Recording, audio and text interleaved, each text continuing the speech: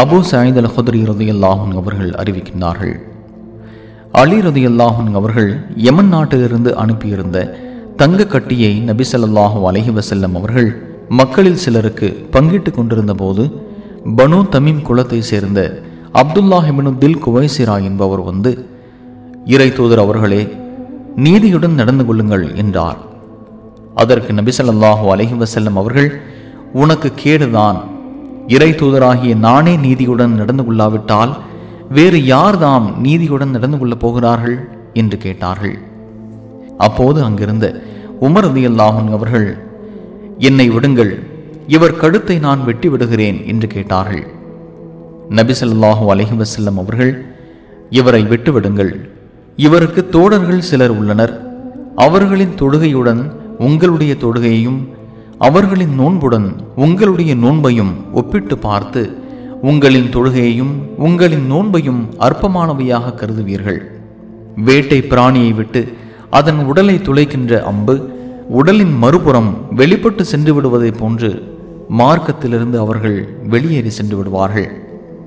அந்த பிராணியின் உடலை துளைத்து வெளிவந்ததற்கான அடையாளம் எதுவும் இருக்கின்றதா என்று அம்பின் இறகு கூர்ந்து பார்க்கப்படும். அதில் அடையாளம் எதுவும் காண கிடைக்காது. பிறகு அம்பின் முனை பார்க்கப்படும், அதிலும் எதுவும் காண கிடைக்காது. பிறகு அம்பின் நான் பார்க்கப்படும், அதிலும் எதுவும் காண கிடைக்காது. பிறகு அம்பின் அடிப்பாக குச்சி பார்க்கப்படும், அதிலும் எதுவும் காணப்படாது. அம்பானது சாணத்தையும் இரத்தத்தையும் அவை தன் மீது படாதவாறு முந்திக் கொண்டிருக்கும். அவர்களின் அடையாளம் ஒரு கருப்பு நிற மனிதராவார்.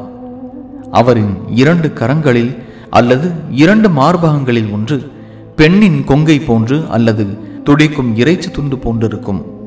அவர்கள் மனிதர்களிடையே பிரிவினை ஏற்படும் வேளையில் புறப்படுவார்கள் என்றார்கள்.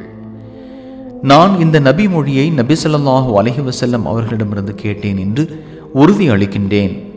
மேலும் அந்த கூட்டத்தாரை நஹ்ரான் எனும் இடத்தில் அலி ரலியல்லாஹு அன்ஹு அவர்கள் கொன்றார்கள். அப்போது நானும் அலி ரலியல்லாஹு அன்ஹு அவர்களுடன் இருந்தேன். அந்த மனிதன் அலி ரலியல்லாஹு அன்ஹு அவர்கள் முன்னிலையில் கொண்டு வரப்பட்டான்.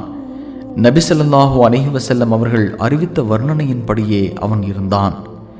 அவன் விஷயத்தில்தான் 9வது அத்தியாயம் 58வது இறைவசனம் அருளப்பட்டது என்றும் உறுதி கூறுகின்றேன். சஹீஹுல் புகாரி 6933.